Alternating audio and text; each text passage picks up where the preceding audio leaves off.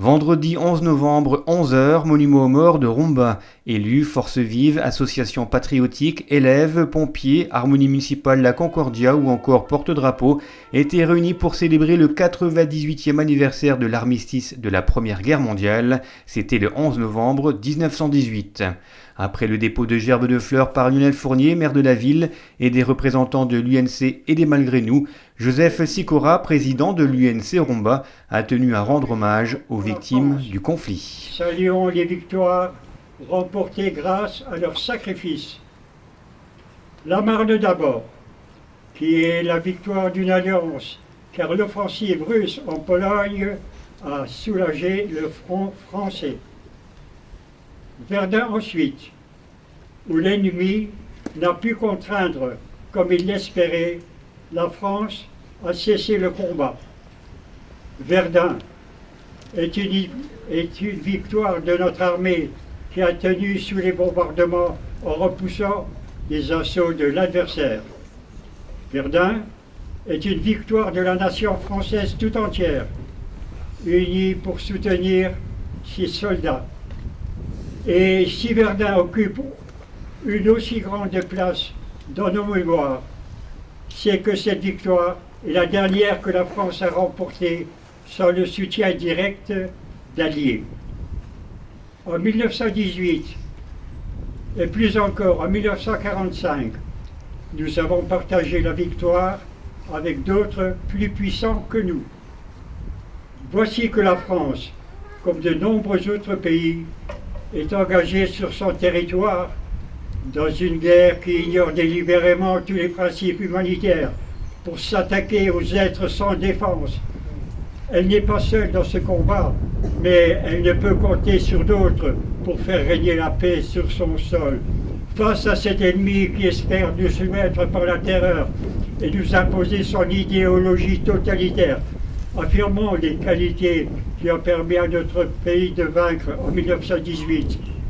Soyons unis, résolus, forts, pour que la France connaisse, avec le concours de chacun d'entre nous, des lendemains qui chantent et qui sentent bon la paix dans notre quotidien. Vive la France et en elle l'esprit de paix.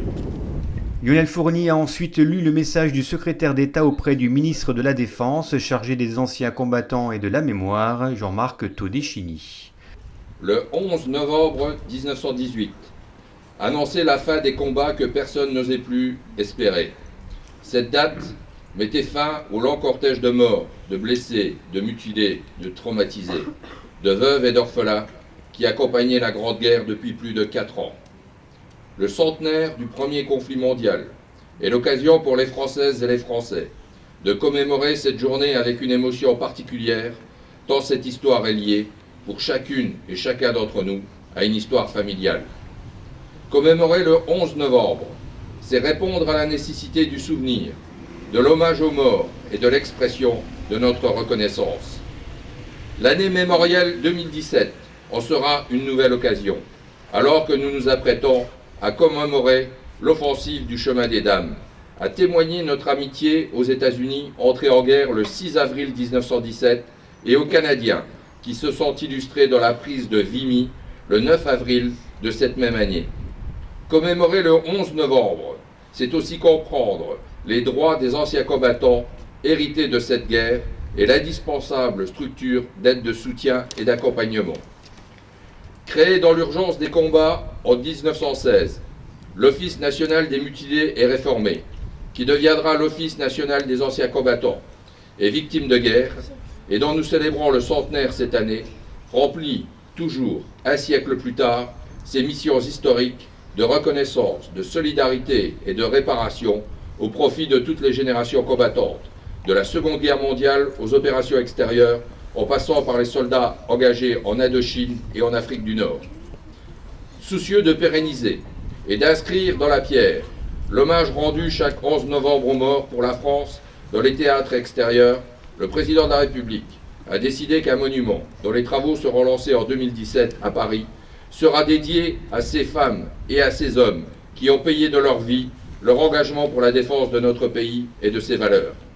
Ce futur haut lieu de la mémoire nationale entend témoigner à la jeune génération combattante la reconnaissance éternelle de la nation et rappeler aux Françaises et Français que la liberté dont ils jouissent est aussi due à l'engagement de ces femmes et de ces hommes qui, jusqu'au sacrifice de leur vie, sont prêts à la défendre. Veillons à ce qu'aucun de nos enfants ne l'ignore en poursuivant l'indispensable travail de mémoire. Je voudrais maintenant remercier la communauté éducative, les enseignants, les parents et surtout les élèves du CM1 et CM2 de l'école de la Ville-Basse qui vont nous chanter la Marseillaise a cappella. Je crois que c'est dans cette transmission de la mémoire et de l'histoire que nous perdurerons au niveau de nos conflits qui ont marqué et qui nous ont rendu cette liberté. Ce sont donc les élèves de CM1 et CM2 de l'école de la Ville-Basse qui ont clôturé cette cérémonie en interprétant la Marseillaise. Contre nous de la tyrannie, l'étendard sanglant élevé, l'étendard sanglant élevé, entendez-vous dans les campagnes mugir ces féroces soldats qui viennent jusque dans vos bras, égorger vos fils et vos campagnes, aux armes citoyens, formez vos bataillons, marchons